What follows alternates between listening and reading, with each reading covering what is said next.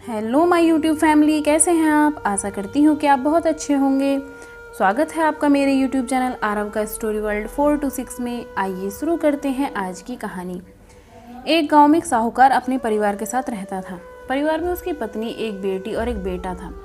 शानदार बंगला, नौकर चाकर, गाड़ियाँ और सब शानो शौकत का सामान था उसके पास।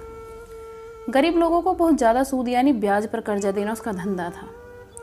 अक्सर लोग तंगी के दिनों में या किसी त्योहार या ब्याह शादी के मौके पर उस साहूकार से कर्जा ले लेते थे। जब फसल अच्छी होती तो थोड़ा थोड़ा करके उतारने लगते, लेकिन जिस वर्ष सूखा पड़ता तो कर्ज तो छोड़ो, गांव वाले सूद तक नहीं दे पाते थे। इसी का फायदा उठा वो साहूकार उनकी जमीनों पर कब्जा कर लेता, कब्जा कर उन्हें बेच देता और खूब पैसे कमाता। इस धंधे में उसका बेटा भी उसकी मदद करता। दोनों बाप बेटा हर समय किसी न किसी गरीब की जमीन हड़पने की योजना ही बनाते रहते। एक दिन शहर से एक व्यापारी आया और साहूकार से गांव में जमीन खरीदने की इच्छा बताई। साहूकार की खुशी का ठिकाना ना रहा।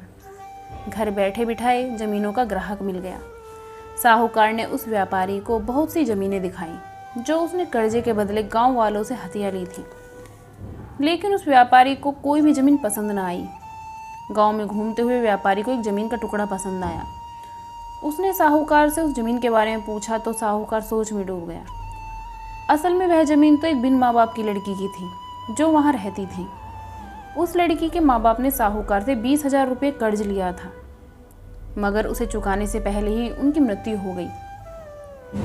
बेसहारा लड़की की हालत देख गांव की पंचायत ने साहूकार से उस जमीन पर कब्जा न करने को कहा। भला पंचायत की बात कैसे टाल सकता था। साहूकार मगर दिल में हमेशा ही उस जमीन पर कब्जा करने की बात सोचता रहता था। आज व्यापारी की इच्छा सुन उसका लालच बाहर आ गया था और उसने जमीन पर कब्जे का मन बना लिया। कर्जे के सारे कागज ले वह उस लड़की के घर पहुंचा और कर्जा वापस करने की बात कही। जब लड़की ने अपनी दुर्दशा बताते हुए समय मांगा तो साहूकार ने कब्जा करने की धमकी दी। कब्जे की धमकी सुन वह लड़की पंचायत के मुखिया के पास गई और उसकी जमीन को बचाने की दुहाई लगाई। सारे गाँव में यह बात आग की तरह फैल गई कि साहूकार उस बेसहारा लड़की की जमीन पर कब्जा करने वाला है। यह बात उड़ते उड़ते साहूकार की बेटी के कान में पड़ी। अपने पिता के लालच की बात सुन के उसके मन में बहुत दुख हुआ। उसने अपने पिता से इस बारे में बात करने की कोशिश की, लेकिन साहूकार को तो सिर्फ बहुत बड़ा मुनाफा ही दिख रहा था।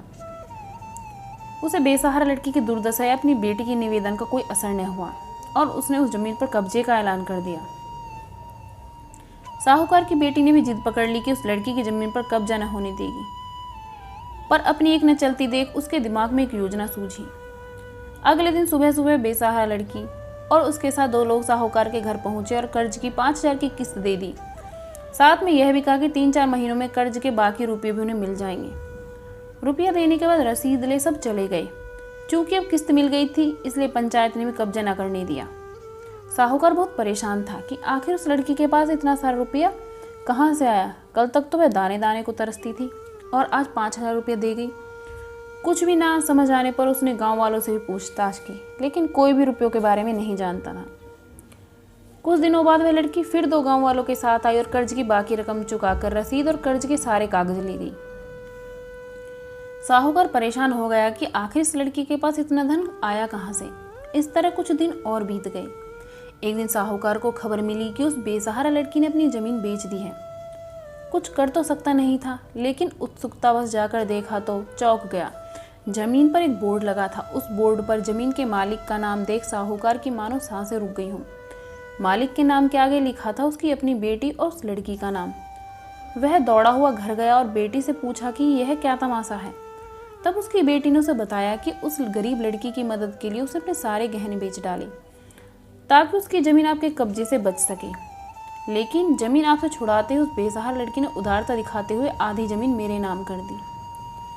बेटी ने उसे समझाया कि आप तो उस लड़की का आखिरी सहारा भी छीन रहे थे, मगर उस लड़की का बड़प्पन तो देखो।